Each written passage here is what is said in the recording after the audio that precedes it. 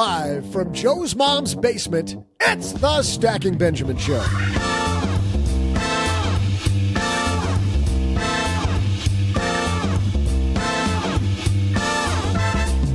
I'm Joe's mom's neighbor, Doug, and wait a minute. It's December? You know what that means. Happy Hanukkah. Well, we've got good news for you because whatever you're celebrating, we're gifting to you today the guy behind 9 New York Times bestsellers, David Bach. Plus, in our headline segment, if you're looking for ways to cut your taxes at the end of the year, we'll tackle a few last-minute tax strategies you'll want to take advantage of before year-end. And in our Haven Lifeline, we'll throw out the line to Carter, answer a letter from Andy, and save time for my incredible trivia. And now, 2 guys who were all about 8 crazy nights of anything, but not too crazy. Joe and O-G.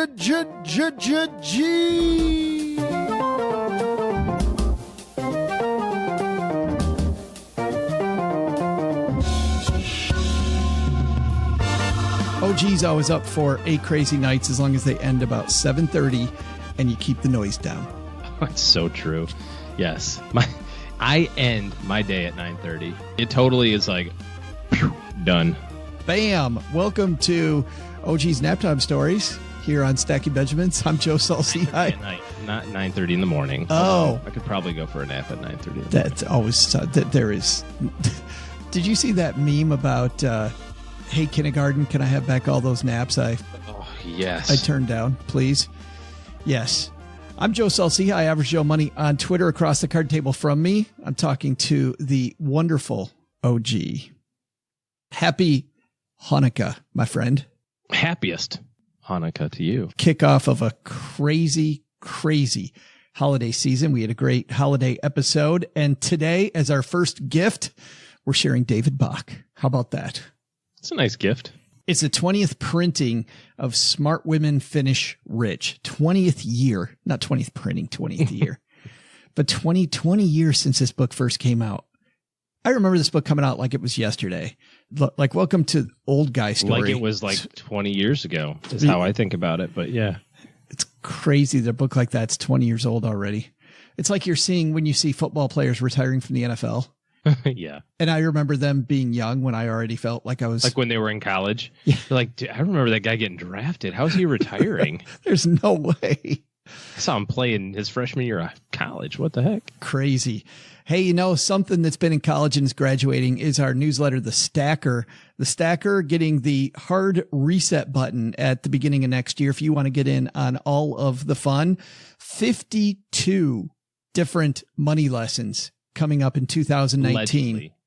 Nope. They are laid out and ready to go, man. StackingBenjamins.com/stacker to sign up. 52 days in a row. Once a week for 52 Every weeks. month. It's going to be great. 52 months. Nice. StackingBenjamins.com/stacker. We got a great show today. We got David Bach upstairs talking to Mom, but first we got some headlines, so let's move. Hello, darlings. And now it's time for your favorite part of the show, our Stacking Benjamins headlines. Our first piece comes to us from Investment News, 6 strategies for year-end tax planning. Love me some tax planning. Let's do it. Time to get this stuff done. 25 days to go, but I always love these end of the year wrap up things that we do every year. It just puts me in the holiday spirit now. You know what I mean? Like, I know the holidays are coming when we're talking about year-end tax planning, and I get giggly. You get all tingly. Yes. Nostalgic. Second day of Hanukkah. Early part of the years when I'll get all nostalgic back to the early part of the year when you didn't have to worry about tax planning. You could put that off till December. Smart.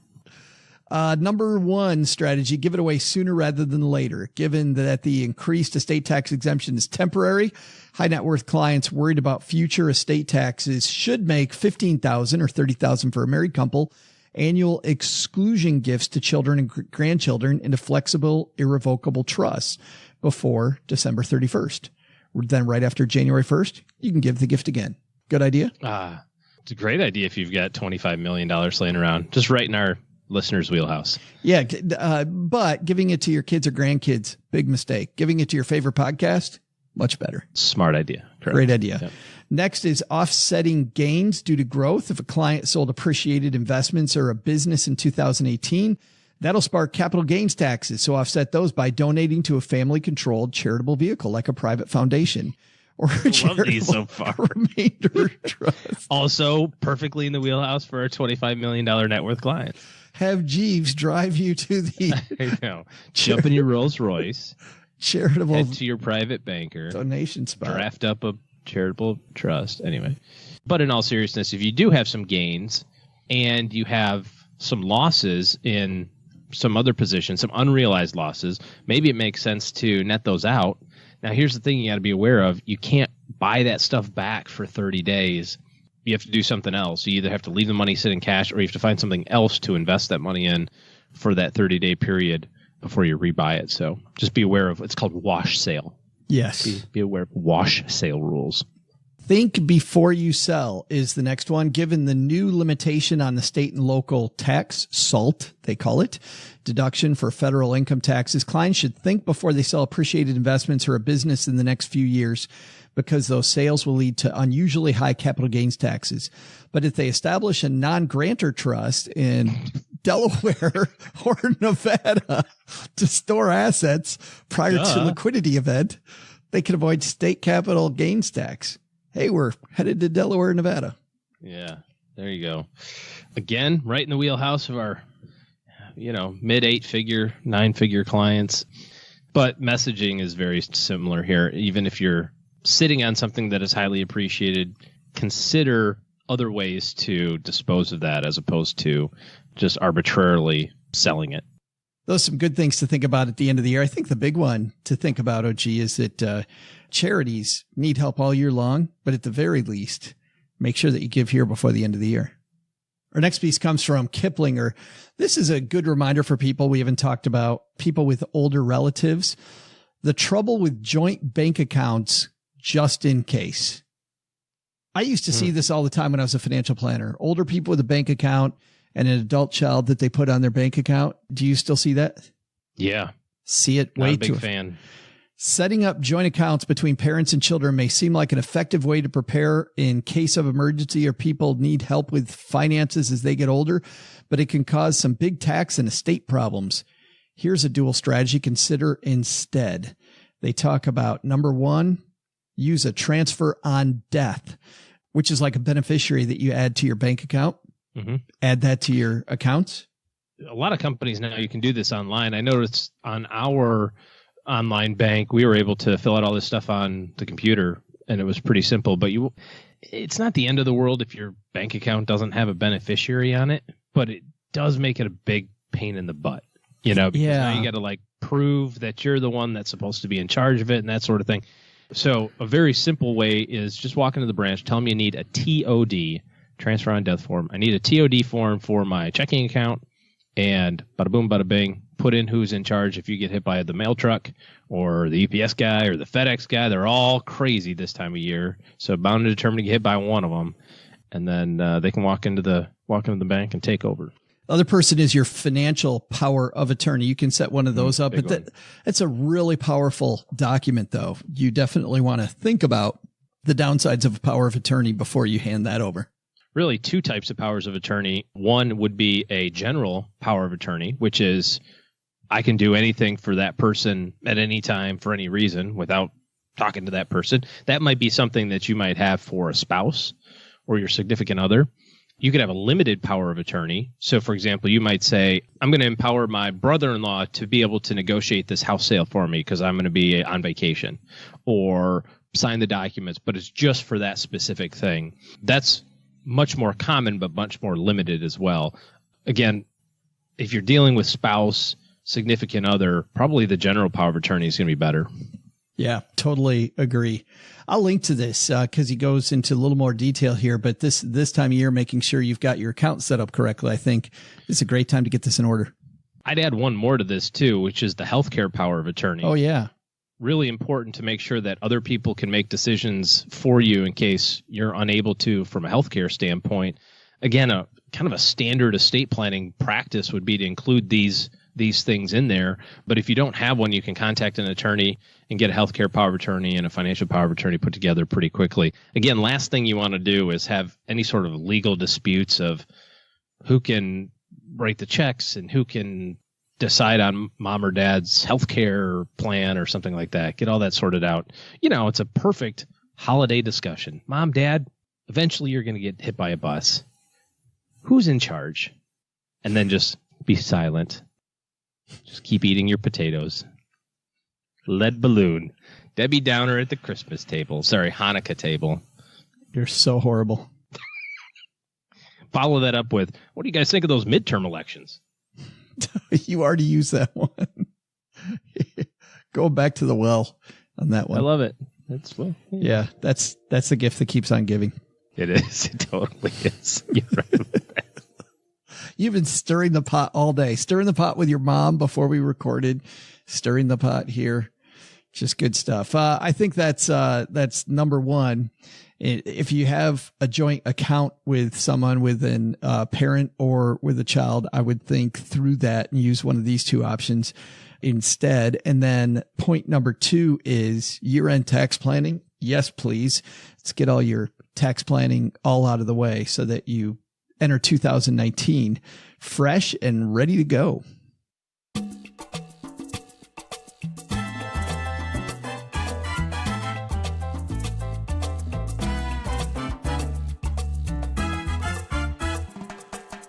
Well, here's a guy that needs no introduction, but let's introduce him anyway. David Bach is a multiple-time New York Times best-selling author.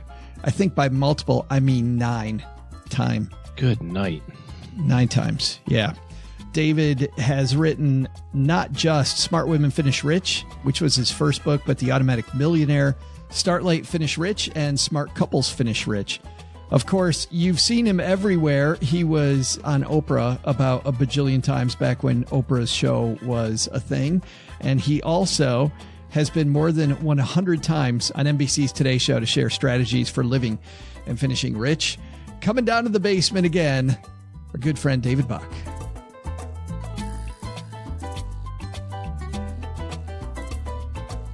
And walking down the stairs to the basement, it's our BFF, David Bach. How are you, man? Man, I'm so good. I love this. But I love being able to do this podcast with you and actually see you, too, because, dude, you're so handsome. Well, thank you. and likewise. I like it that you don't think negatively of us, being in mom's basement and stuff. You actually come to the basement. How great is that? I know. I love it. Well, the last time we were together was FinCon, which was just absolutely amazing on stage in front of, I think we had 1,500 people in the room. That was. And you emceed that event so well, you made me look good. So thank you for that. It's so difficult to make you look good. Yeah, right. Hey, let's talk before we start about the elephant in the room. 2 dudes talking about women in investing. I'm only here, as you know, because I host the show, but you're here talking about women and money, I think mostly because of your grandma Rose. Am I correct? You're totally correct. And obviously, I'm out with the 20-year anniversary edition of the first book I ever wrote was Smart Women Finish Rich. Again, it's hard to believe because time has flown, but back in 1994, I taught my first class for women and money. And I remember my mom said to me, because I got my mom to come to the first seminar, and she said, you're going to have to explain to all the women when you come up on stage why a guy is teaching a class for women and money. And I said, well, that's going to be easy. I'm going to talk about Grandma Rose. And she's like, well, of course. So the story is I learned about money from a woman, and that woman's my Grandma Rose Bach. And she helped me buy my first stock at age 7. And that was in McDonald's, my favorite restaurant in the whole world. And she gave me my first money lesson. She was my first money mentor. What was so amazing about my grandmother was that she was ahead of her time. She grew up in Milwaukee, Wisconsin. She was very blue collar, didn't have a college education. Both her and my grandfather really struggled financially. And at 30, she said she made a decision that would change our family's destiny. She made a decision that she was tired of being broke. She told my grandfather, Jack, this isn't working. And he said, what's not working? And she said, well, in case you haven't noticed, we're poor. And he said, oh, you're overreacting, which is what a lot of times we say as men. And she said, I'm not overreacting. We don't have any money. And he said, well, what do you want to do about it? And she said, I want us to start saving. And so she started saving. And she started saving 50 cents a week out of his paycheck and her paycheck. And she literally put the money in a coffee can. Back in the days when you had a coffee can, like you used to have these, I don't know if anybody's old enough listening to remember that, but there was a coffee can. And she put the money in a coffee can.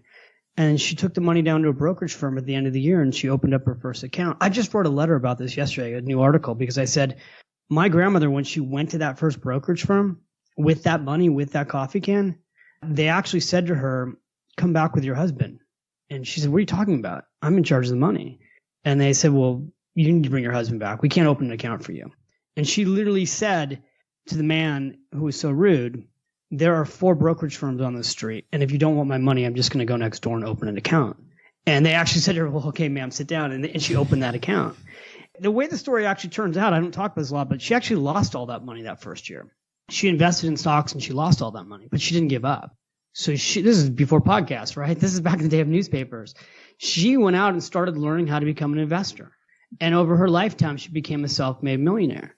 And I just grew up thinking, because my grandmother was like this, I grew up thinking that all women were in charge of the investing in the family. And then when I came in the investment world, and back in 1994, I saw that wasn't the case. I saw women being really hurt financially, hurt by divorce, hurt by widowhood.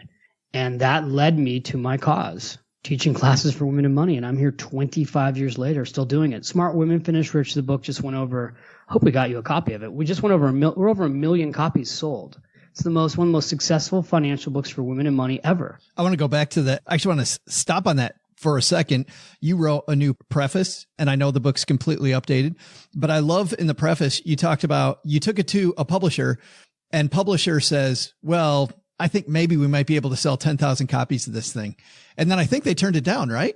Yeah. I mean, we had a lot of people turn this thing down. Like I love, I mean, I talked about that at FinCon, right? Like we had all these agents that we sent it to that said no. I used to keep a bowl on my kitchen table called the stupid list. That's not actually what I called it, but the list was where I put these people who gave me rejection letters. And then when we toured, you do what's called a book publishing auction process. And I actually got to go and tour with all these publishers and pitch them the book.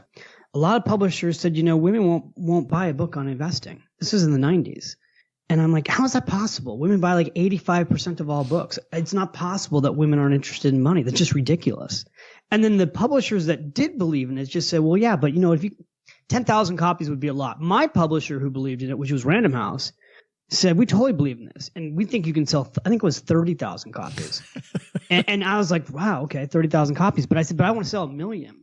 And they looked at me like this young kid and they're like, okay, that's nice. But seriously, 30,000 copies will be amazing. And if you do a really good book, it'll be evergreen. I didn't even know what evergreen meant.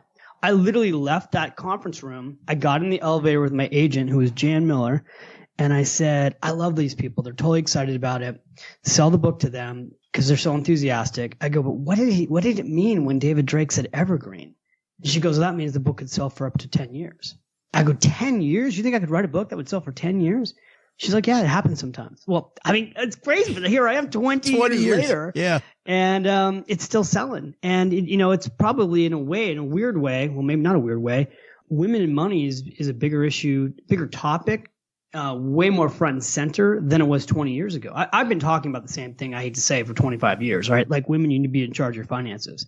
But it's really front and center today. All the financial service industry is waking up to the fact that they have to have a relationship with their women clients or they're going to lose them. But some things have changed. And obviously that's why you have the updated version of the book.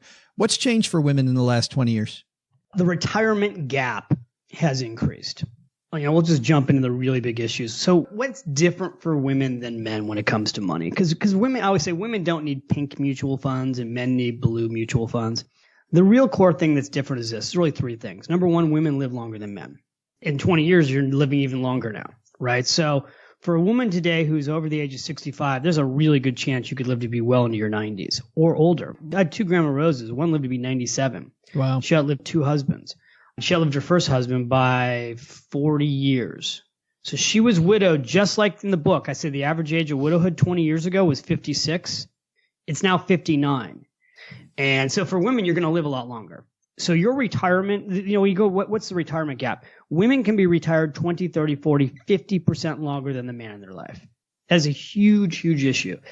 So you're going to have a longer retirement. Unfortunately, women still have less money set aside for retirement than men.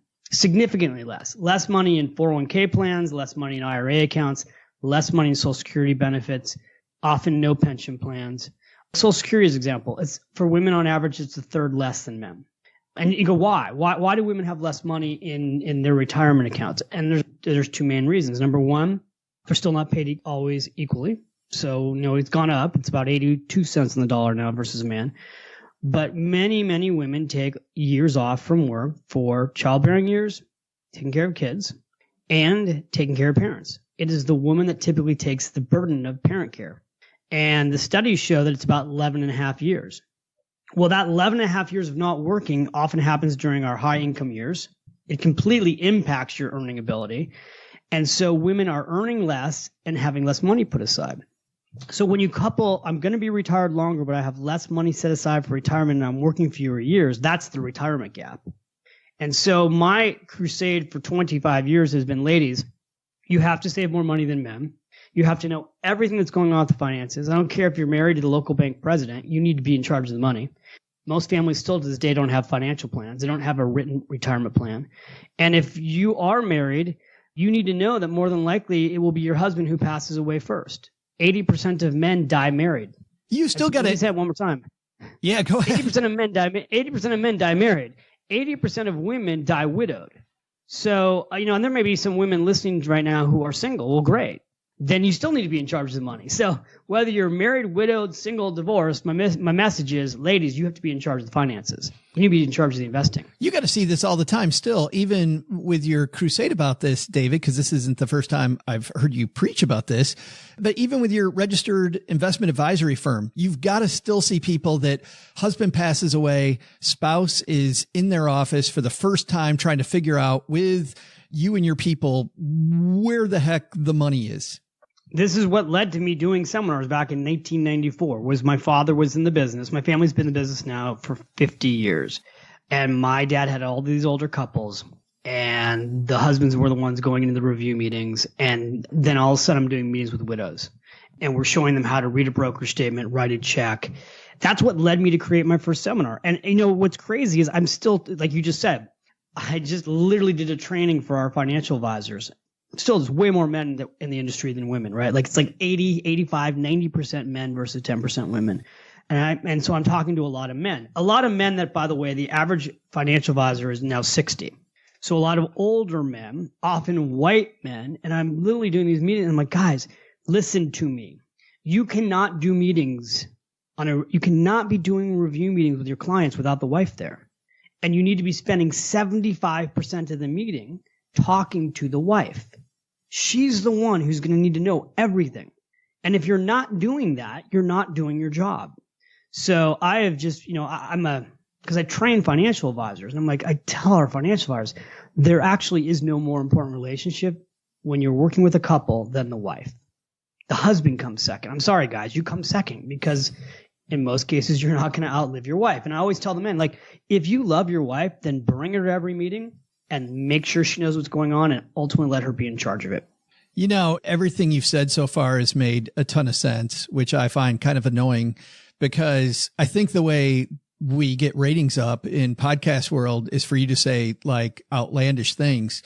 When it comes to this retirement gap you talk about, it's got to be like what, $5 million you need, $6 million you got to have. So I heard about that, right? I think you had that person on your podcast.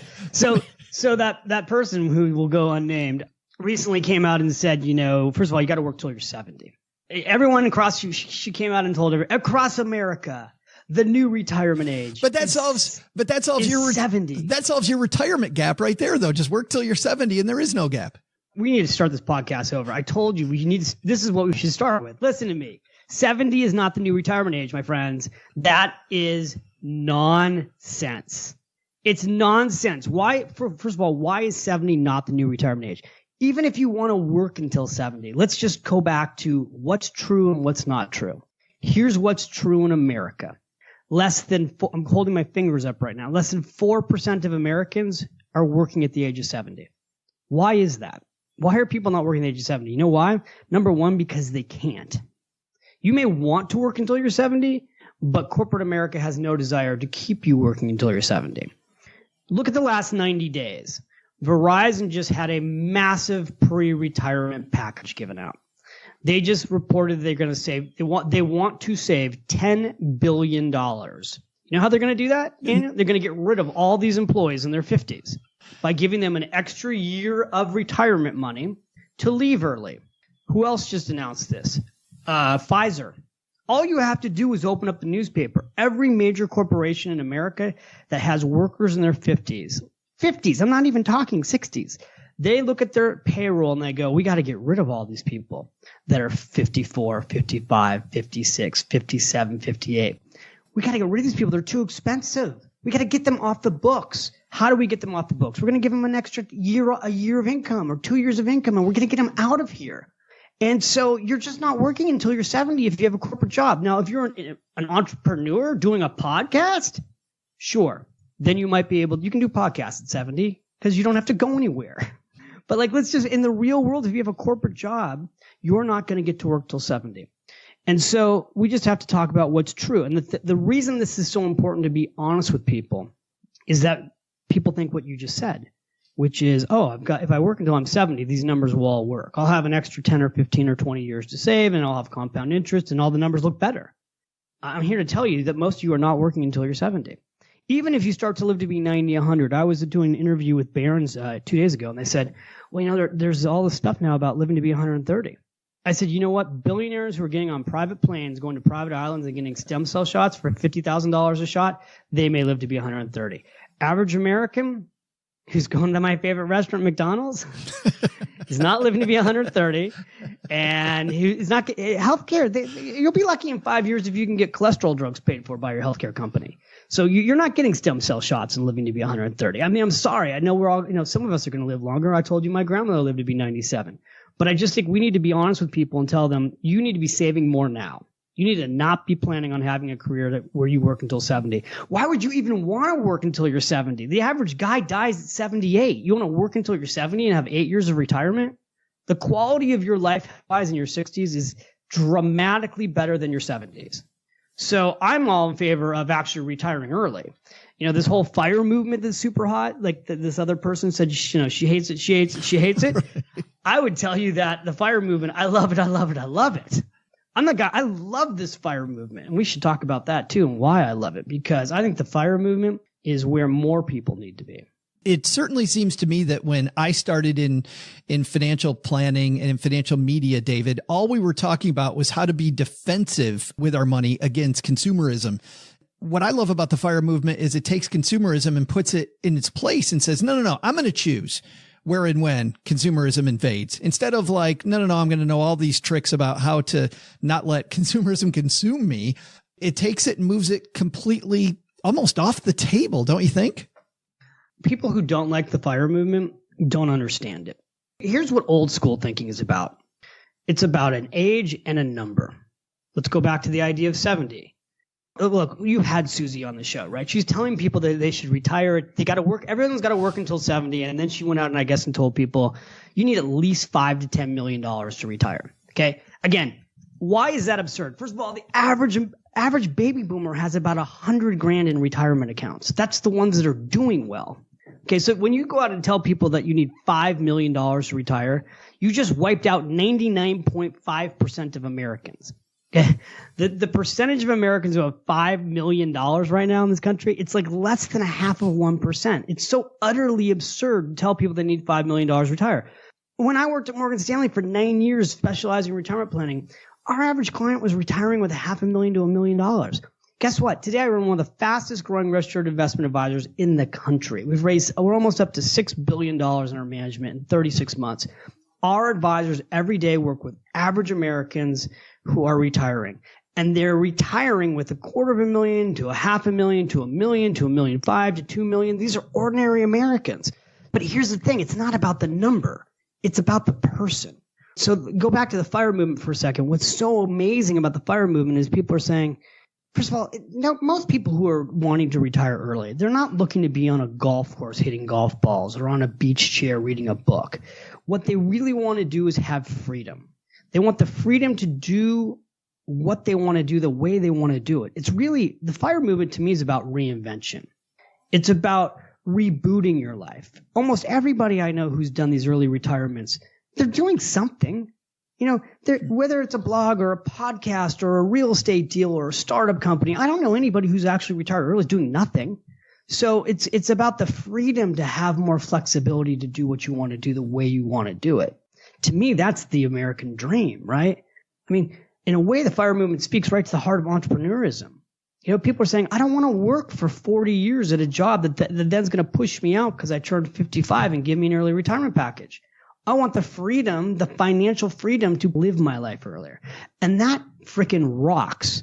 And what people are doing to get there is they're not, instead of, so many people go, oh, I can't save 10% of my income. That's the biggest pushback on me in my whole career. Is I teach people to save 1 hour a day of their income. And people are like, you want me to save 10% of my income? I'm like, yeah, that's what I want you to do. That will at least get you financially secure. People in the FIRE movement say, I'm going to save 20, 30, 40, 50% of my income. God bless you. So you're going to buy less shit, right? Like we can say that on a podcast, right? You can go out and buy less junk so that you can retire 10, 20 years earlier. Awesome. You're not going to go out and buy a new car like every average American every 3 years and spend $1 million on wasted car payments over your lifetime. You're going to think about this stuff consciously, baby, so that you can have your freedom. Like how anybody can criticize that concept, it's just beyond me. And it's not about any one individual. It's about people who don't understand what the FIRE movement either is or they're just jealous of it.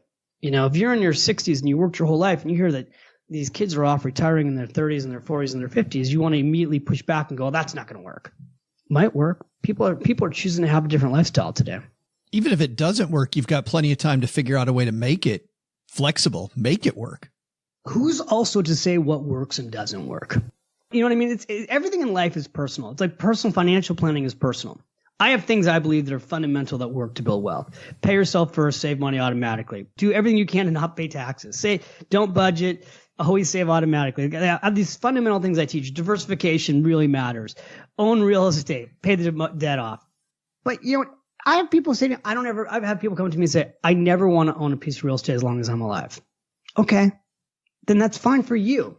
It's just not right for me, right? Like there are these I was thinking about this the other day because I'm working on a private book for kids and money. And I say private because I'm sort of in my mind writing it just for my children. And I was thinking about trying to give the analogy to my children that like there are these things you do that are the escalators to building wealth in your life. And these are the things I want you to know you need to do to be on the escalator to building wealth. And then there's these things that create an escalator to being poor. And I want to make sure you don't get on the escalator that goes down. And so, I know that there are certain things that build the escalator to building wealth, but there's also things that build the escalator to happiness. And I think what the FIRE movement is tapped into is the people are really focused not just on the money, they're focused on their happiness. And man, that's important, right? That's what's important. Living a rich life. I love it. Am I stumping you? I can stop talking here. Let me stop talking. You go. No.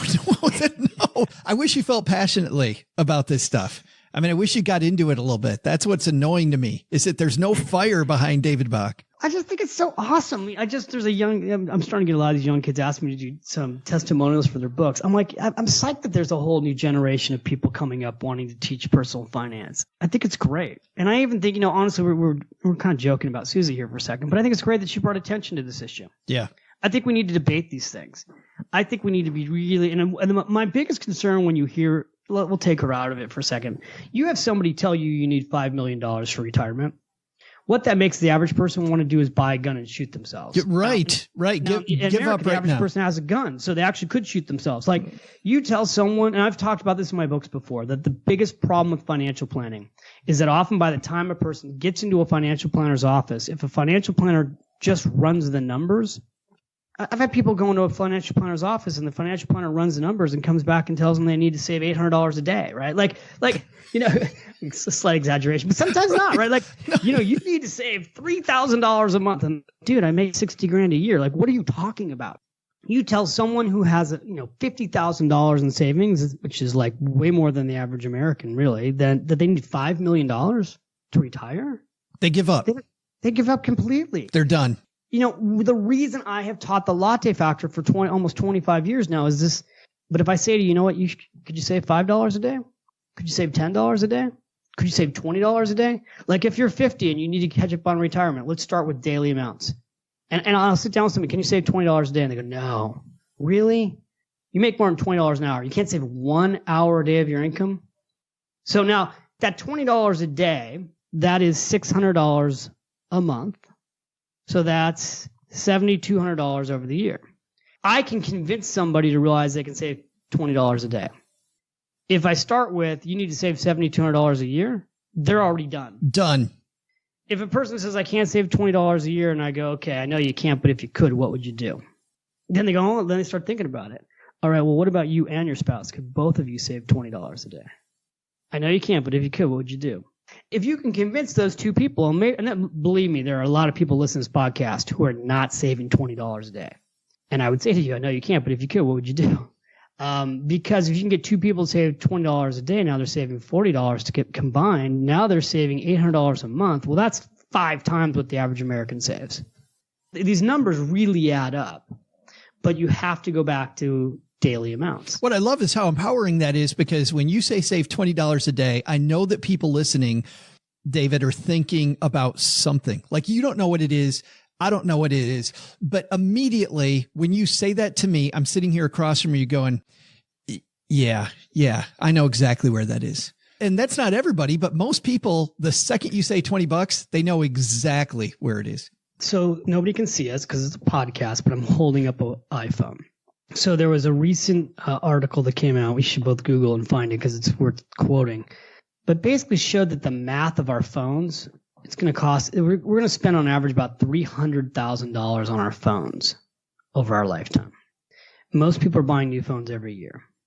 When we went through this whole tax cut thing in 2017, and I was talking about it out from stage and going around the country, and people wanted to know what I thought. I said, look, here's what I think. If you're an investor, it's going to be great. It's going to be great if you're an investor because all these companies are going to make a bunch more money, and then they're going to turn around and buy back their stock, and it's going to make the stock market go up in the short term. It's great if you're an investor. What's it going to do for the average American? It's going to do nothing. The average American is going to get a tax cut back that is less than an iPhone. Less than an iPhone. That's what the average American got back. That's why all of a sudden people are actually waking up and going, wait a minute, I don't really see a difference in my paycheck because it was an iPhone. But people will go get in line at the Apple store right down the street here where I live the 2 days beforehand to get the new iPhone. So I think a lot of people are walking around with iPhones that are worth more than their IRA account. Think about that for a second. If you have a brand new iPhone and you don't have $1,000 in an IRA account, what are you doing? Now that's a better. I always talk about cars, right? Because I see people driving $50,000 cars and they don't have $50,000 in savings. What are you doing buying a brand new car that's worth more than your entire net worth, which you don't even own because you borrowed money to buy it? I saw a calculation on that the other day about how much more money we spend on a car than we think we do. Because we think in terms of gas and car payment. Like, we don't think about total cost of car completely.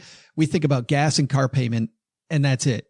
And why we're thinking about car payment at all versus paying cash for something that we can afford is a whole different discussion. But similar analogy, $300,000 on an iPhone. That's a ton of money. That takes into consideration also what would happen if you took the money and invested it. Look, everybody's going to have a phone, right? But the question is, you always need to have a new phone every year. Right. But again, these phones are all about monthly bills, right? Everybody's focused on teaching us to think about spending monthly.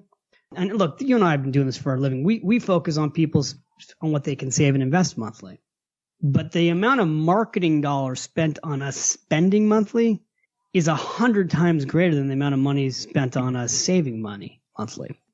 Dude, I'm all about freedom. At the end of the day, the only reason this stuff matters is because I believe we're all put here for a reason. God gives us gifts, and a lot of people don't use their gifts because they're working paycheck to paycheck and they're stressed out financially. And so I think that we're just in the hope and we're ultimately in the hope and freedom business here. You and I, as we do these podcasts, like this kind of stuff, where it's about freeing people, giving them the hope that will give them the encouragement to take action on their life so that they can ultimately free themselves. I think it's a perfect place to leave it. The book is Smart Women Finish Rich. You've heard of it because it's in its 20th year. Can you believe that? 20 years. You're not old enough to have a book that's been out 20 years, dude. I don't, you know, and also we should, if you edit this podcast, like before I forget, because I should have started with this, is that I just finished my brand new book, The Latte Factor. Well, don't talk about that. I just want your listeners to go out and get a chance to go pre-order it. Come visit me at davidbach.com. I was going to say, because we're having you back for that. You are having me back. We are absolutely on my short list of people who are going to do these. I will absolutely be back. May 7th, 2019, the book comes out, and I'll come back and do another interview with you for sure. Well, Mom always calls you such a nice young man. She insists that we have you back. So the book is Smart Women Finish Rich, expanded, updated, ready for right now, and available everywhere, as always, I assume. Available everywhere, Amazon, Barnes & Noble, all the good stores. And also we updated, since I last was with you, Smart Couples Finish Rich. That's right. Is in stores. And so is The Automatic Millionaire. So we took 3 of the biggest books and they're updated completely. And people are loving them. They're loving them. You know, it's great. We're reaching a whole new generation too. And it's been interesting too because we've had readers who read the book maybe 15 years ago and they bought the update and they've gone back and they've reread it. And I've had people say to me, you know, I did a lot of this right, but then I also got off track. So it was like a good reminder to get back on track. I think with a good start like this, David, someday your career might take off. My mom tells me if I just keep working hard, everything will be okay.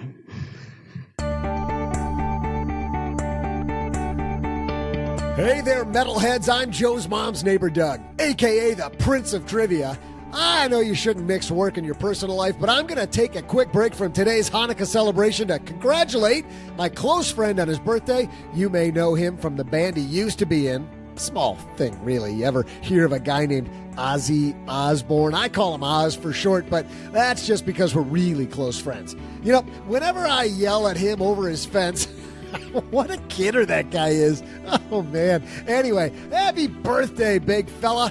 If Ozzy were any other celebrity, I'd spill the beans on how the IRS slapped a $1.7 million tax lien on his L.A. home in 2011. But friends don't say stuff like that on other friends' birthdays. So instead, we ask this trivia question. Which Ozzy Osbourne album had the best debut according to Billboard magazine? I'll have your answer right after this.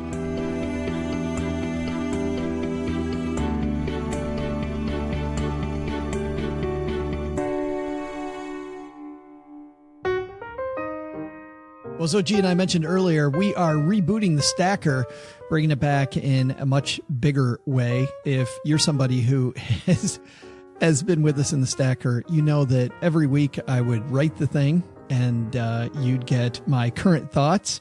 And you know what? That's fine, except when we do things like take the show on tour or we're traveling. Did I tell you I went to Germany? Whenever we're doing that type of stuff, the Stacker doesn't make it out. So when we said weekly, it wasn't really coming out weekly. So now I've taken a book that I wrote, which was all about how to stack Benjamins. And instead I've broken it up into 52 fantastic money lessons. We already have a good chunk of it put together and I'm super excited. So on January 1st, no matter where you're at in your Stacker experience, you get to start over, hit the reset button, and the Stacker begins anew. So to get in on it, stackybenjamins.com/Stacker. It's always free. You can always unsubscribe at any time. We never do anything with your data, which, what do we ask you for? Your email address and your first name, I think. Ooh, going to sell your first name to the Russians. Wonder how much money we get for that, Richie, selling our fans' first names to the Russians. Oh, Billy. Ah, yes, Billy. I don't know. Probably. I don't even know how to sell it to the Russians anyway. StackingBenjamins.com/Stacker to get on that next year. That's funny.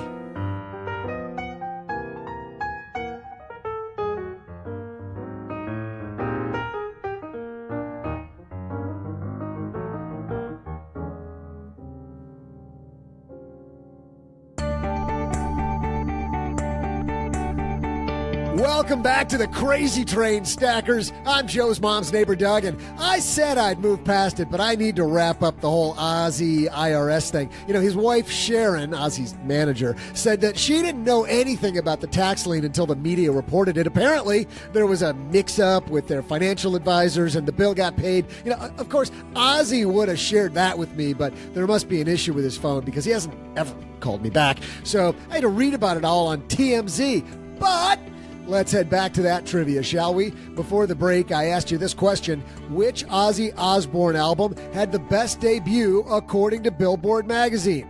The answer While earlier albums were more critically acclaimed, Ozzy's 2007 album, Black Rain, debuted at number 3 on the U.S. Billboard Top 200, selling a whopping 152,000 copies in its first week.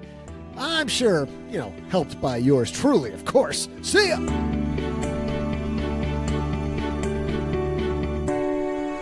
Big thanks to David Bach for coming down to the basement.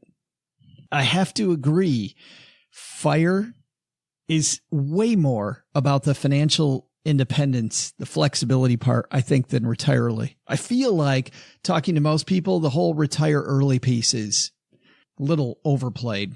It's kind of the back end of the plan. It's all about, like he said, being able to choose what you want to do on a daily or weekly or monthly basis. And that may include working for yourself or taking time off for 6 months or whatever the case may be. But it's being in charge of your own destiny, so to speak, as opposed to, arbitrarily punching the time clock for 35 years. What do you think about that 5 million number that Susie Orman said? I think that anybody can retire at any time, and it's all about spending, right? If you are accustomed to spending $2,500 a month and that's your number, then you can retire on way less money than 5 million. If you are accustomed to spending $25,000 a month, 5 million wouldn't even get you close. So it's just purely a function of what your lifestyle is. I don't think that the arbitrary rule of thumb of, hey, when I retire, I'm going to spend 70% of my normal expenses when I'm retired. I don't think that's a legitimate thing. I've never met anybody who says, I can't wait to stop working and do way less cool stuff. Like, everybody wants to stop and go do more stuff. So at least your lifestyle is going to stay the same, if not increase into retirement, at least the beginning stages or whatever. So I do disagree with I spend $5,000 a month now. When I retire, I'm only going to spend $3,000. I'm like, yeah, I don't know if that's really a good idea to plan on. But truly, it just becomes a function of what you need. I kind of feel frustrated sometimes listening to, what Susie said and or some other, financial bloggers and things like that, where it's like, you need $10 million to do this or $5 million to do that or whatever. Or, hey, I save, $200,000 a year. There are some people who can do that, but I think a lot of people can't. And I think it's a disservice to kind of put that carrot out there at such an insanely high number. I mean, think about it. When you're like your kids, Joe, are 23 or 24, they're just getting started in their retirement planning. They're just getting started in their investing plan. If they're only a year into it and they've maxed out all of their, they might have saved 20 grand, 25, maybe 30. And then you tell a 25-year-old, hey, great news. You just have to get to 5 million. Right. Like, it's such an enormous number. It's exactly what David said. You might as well shoot me. Just shoot me. Yeah. Yeah. It's so discouraging. So I think that's a bigger problem. I'd like to see, even in the financial planning space, if, maybe 5 million is the number, but let's set a 10-year goal for 800,000, or whatever that breaks down into, but break it down into something that's a little bit more manageable along the way, as opposed to, giving this arbitrary numbers. It's no different than 20 years ago when people said, oh, you need $1 million to retire. Yeah. Where did that come from? Yeah, right. Maybe, if you have that lifestyle.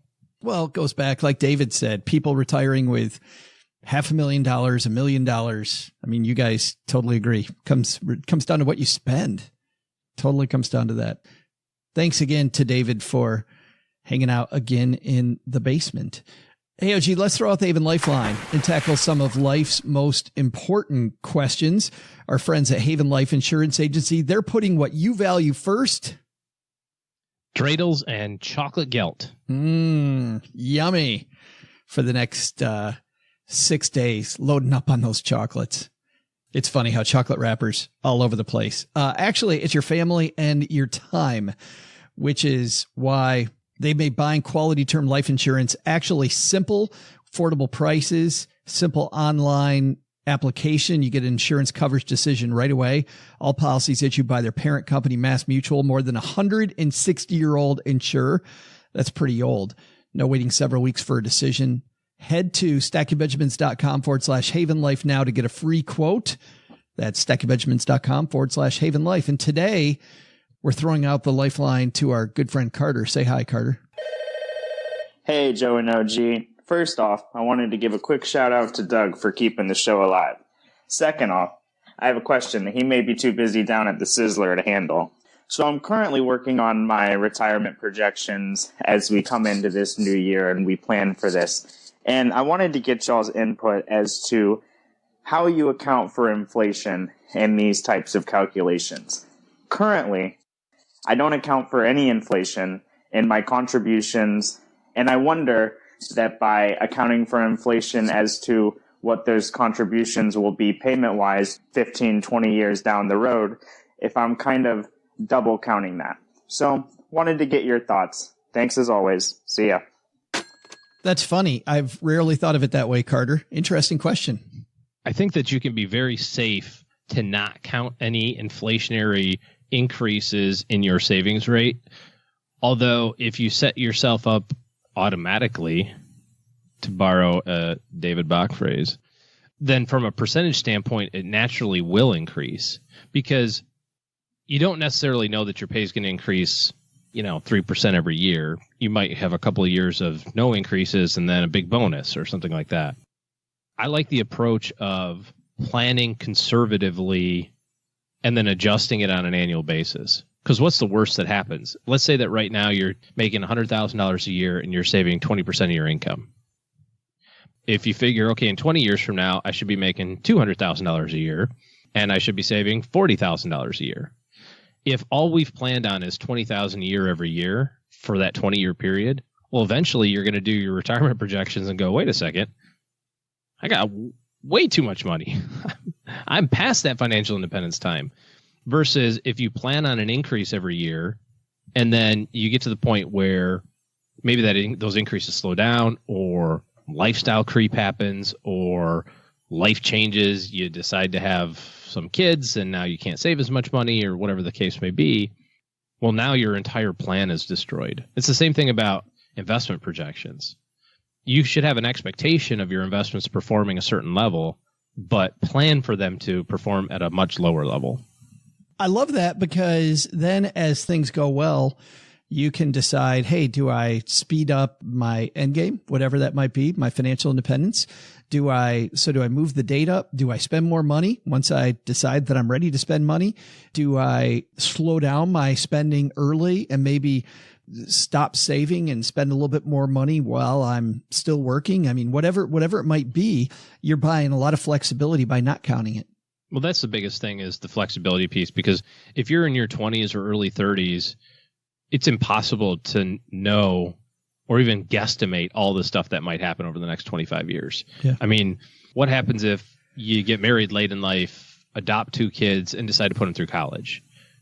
That's a change in your financial plan, and that's totally fine. But now is the time to be building in that flexibility with all the extra savings and that sort of thing, because you don't want to get to the point where you're like 58 going, should I send my kid to his final year of college or save this money so I can retire when I'm 65? So that's why I'm a big fan of percentage savings, not dollar amount savings. So as your income increases, or if it goes down, it's still going to be a percentage, right? You're going to still be able to have that same contribution amount percentage wise.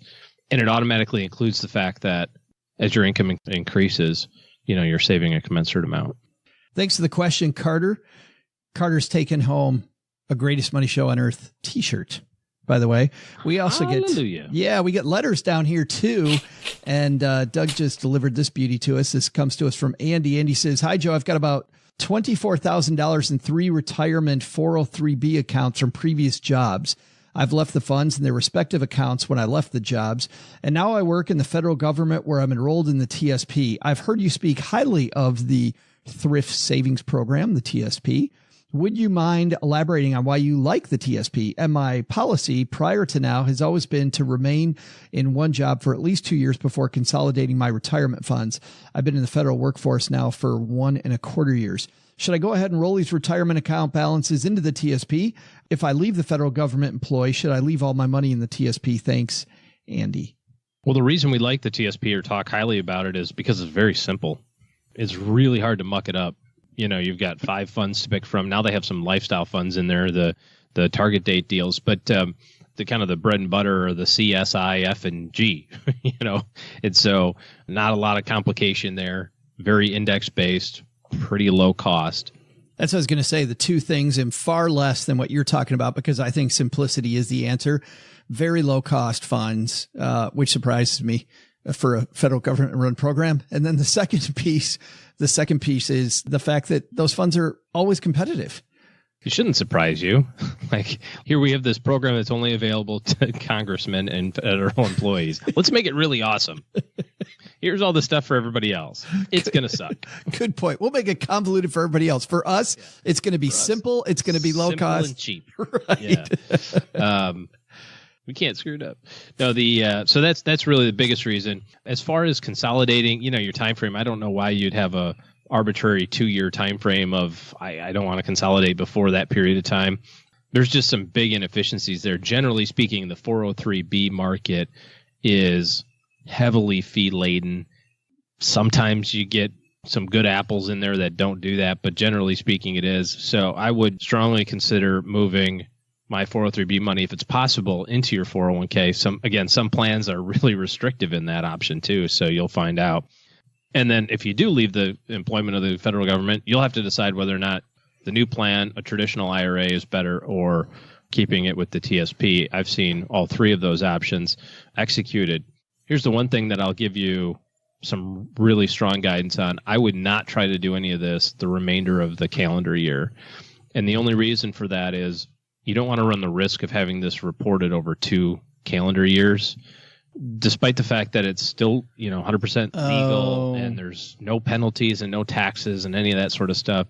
I guarantee that if you have the money leave your 403B on December 29th and have it deposited in your TSP on January 3rd, flipping mess. You will get a letter from the IRS that says here you made a distribution, because the reconciling transaction of that will not be reported to the IRS until later in 2020. So as we get closer to the end of the year, my best advice is to just stand pat. There's really nothing that can help you in the last 3 weeks of the year that you just can't wait on until January 2nd. So. Man, here's the deal. I really don't like advice generally that encourages inaction for X amount of time and then picking it up later, because studies show that if you put it down now, you never pick it up. So this is definitely a super exception. I would have a date on your calendar, a hard date of January 2nd or whatever the first non-weekend day is. I don't even know how the calendar works this year, but just like every other calendar, Sunday through Saturday, they're going to keep it the same after all. Are they really? They haven't repealed that yet. That's amazing. Nope. They're going to keep it very much just like every other calendar since 2019 is already shaping up to be great. Yeah. January 2nd is a Wednesday. So I would have in all highlighted Take a day off of work. Letters. Call in sick. Use your first sick day of the year. Get that thing done right away. Heck, you know what? Even start it on the 31st, because there's no way if you start the process on the 31st that the money's going to leave there the 31st. So start it up and have it all happen immediately. I just get afraid that people just won't do anything. Great question, though, Andy. Thanks for the question. The only place where I may differ a little bit, I love the TSP now. I don't know that I'll always love it. If somebody decides to do something different, you're then beholden to that. I always like the idea of an outside IRA, about whenever you leave jobs, having this outside third-party IRA that's separate from wherever you're at. But that's difference between vanilla and French vanilla. Probably. Yeah, not that big a deal. Thanks for the question. If you've got a question and you would like to partake in a Greatest Money Show on Earth shirt, head to stackingbenjamins.com/voicemail. Or if you want to write us a letter, just head to Stacking Benjamins, and on the top of the page, you will see the questions for the show tab. Click that link and it'll show you all the ways to interface with us. All right. Well, speaking of the end of the year, one thing I would do before the end of the year, if you're thinking about getting on OG's wait list for 2019 to talk to him, I do that now. stackingbenjamins.com/OG.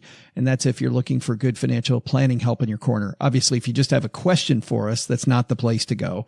Just head to stackingbenjamins.com and click the link I told you about a second ago. That's going to do it for today, man. Thanks again to, well, you know what? Big thanks to David Bach. I know Doug's about to do that again, but fantastic show, OG. Good stuff. Thanks, buddy. You too. I would also add, we've got just a few more leftover tour shirts before the end of the year. Great Christmas gifts. Again, we are donating all of the money, the proceeds, to our TIAA difference makers. Richie does not want these in his basement anymore. And you can get those at Stacking Benjamins /tour shirts. Awesome. We'll have that link on our show notes page as well. All right, Doug, take it from here, man. What should we have learned today? So, what did we learn today? First, take some advice from David Bach. Pursue financial independence ASAP. Go to every meeting with your financial advisor, whether you're a man or a woman. Don't delegate your financial security to someone else. Second, thinking about buying permanent life insurance as an investment? For most people, you should forget it. But if you can stuff a policy full of cash, are comfortable continuing to stuff money into it long into the future, and can ignore people who don't understand the policy telling you not to do it, this can be a great strategy. But the big lesson? Don't let Joe's mom near the candles during Hanukkah. It's 8 crazy nights, Mom, not 67. And probably they're not all cinnamon scented either. I don't think that's what they had in mind originally. Special thanks to David Bach for stopping by. You can find the 20-year updated edition of Smart Women Finish Rich wherever books are sold. This show was created by Joe Saul-Sehy, produced by Richie Rutter-Reese, and engineered by the amazing Steve Stewart. Online, visit us on Twitter at @SBenjaminsCast or on our Facebook page. I'm Joe's mom's neighbor, Doug, and I'm pretty much the guy in charge of everything around here. Trust me, this well-oiled machine didn't get like this all by itself. SB Podcasts may receive payment on the show from sponsors and guests in the form of books, giveaway items, discounts, or other remuneration. There's no way you would take advice from these dorks, but like Joe's mom always says, don't take advice from people you don't know. This show is for entertainment purposes only, and before making any financial moves, consult with a real financial advisor.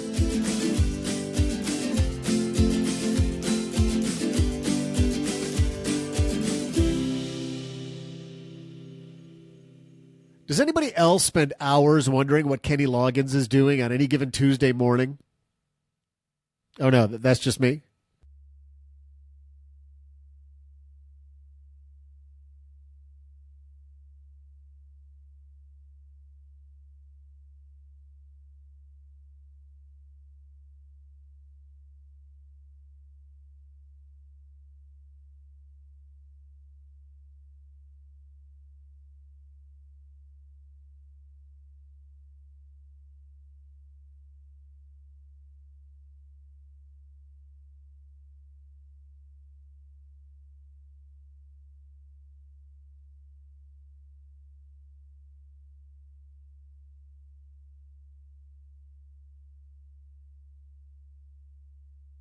I have seen a ton of movies lately, and I'm going to get behind on these.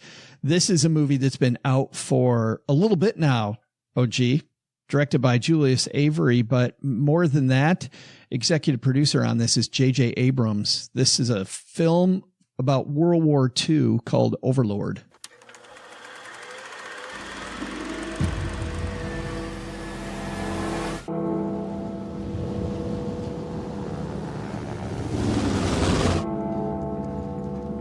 Ago, I was cutting grass in my front yard. And the mailman shows up with a letter from the army. Now I'm here. No idea where I'm going to end up.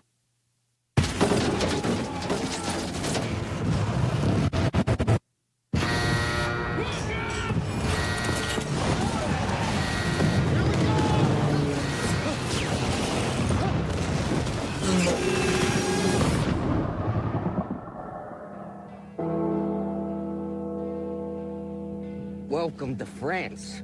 What happened here? Some questions don't have good answers.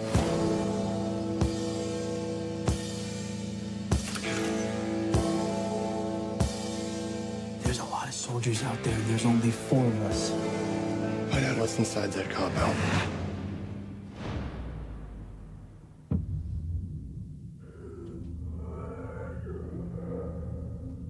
Some bad noises coming from underneath the tower in a town behind enemy lines. The 101st Airborne, as they paratroop in, this one unit, their job is to take out a radio tower on top of a church so that the forces in Normandy can successfully advance with more of a muted response from the Nazis. And what they find going on inside this little town, inside this church, of course, is horror, evil, madness, terror.